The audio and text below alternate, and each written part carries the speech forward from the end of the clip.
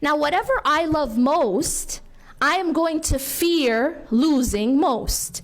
And then I'm going to hope in it most. So everything really kind of stems from love. Now, what if the thing that I love most is money? What if? If the thing that owns my heart, meaning now money has entered into my heart and taken over. So now my greatest love is for money and for status and for wealth. Then what happens is I no longer own my money owns me. And that's the essence of what happens when something is in the heart so much that it's just like the boat, right? The boat that allowed the dunya to enter, the boat that allowed the ocean to enter. So when money goes in the heart, it starts to own the person. And now that person will do anything for money. In essence, whatever is in my heart becomes my master. See, we are all slaves. We like to think that we like to think that if we don't believe in God, that we're actually free, right? I don't have a master, I'm free. I'm not, I don't even believe in God. But we actually are all slaves. We actually all have a master of some sort. But the difference is that when a person becomes Muslim, they have chosen to make their master the master of masters. So their master is actually God instead of anything else. When you do not enslave yourself to God, then you enslave yourself to something else. You're always enslaved to something. So what you've enslaved yourself instead to is something else. Maybe it's money. Maybe it's society's standards. Maybe it's your own desires. But you are a slave. The question is, what's your master? That's the only question you have to ask. It isn't, well, am I a slave or am I not? We are all slaves. We are all dependent and we all take some sort of master. The only question we have to ask is, what is it? And that ends up being what it is that owns our heart. For those people who take money as their master, they become enslaved to money. And that means, see, when your master tells you something, here's how you respond. Sami'na wa ata'na. We hear and we obey.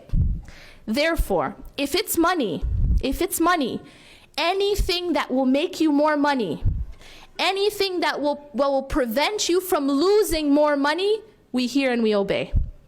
See, because now money is my master.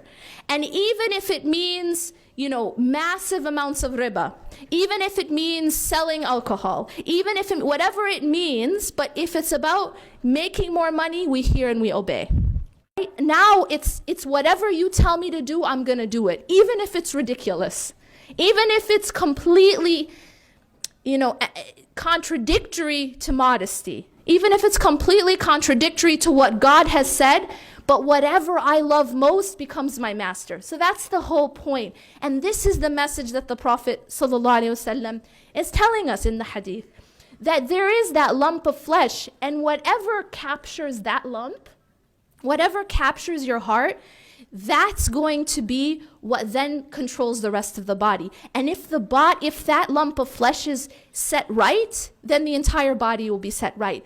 If in your heart the thing that you love most is God, then whatever God says, then you say, we hear and we obey. Sami'na wa ata'na. That's the essence of submission, that we don't submit to these other things. We can love other things. We can love to be fashionable.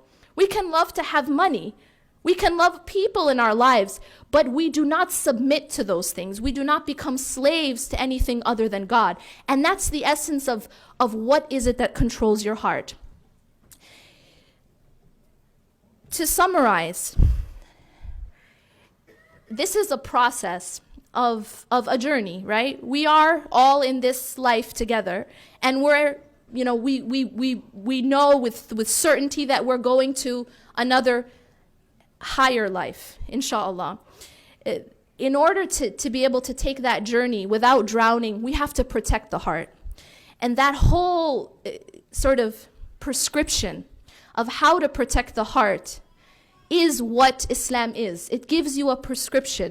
The example of Muhammad sallallahu alaihi wasallam, the example of our messenger, the book, the words of God, and the example of the messenger is a prescription to protect that heart and to keep that boat so that the ocean doesn't enter.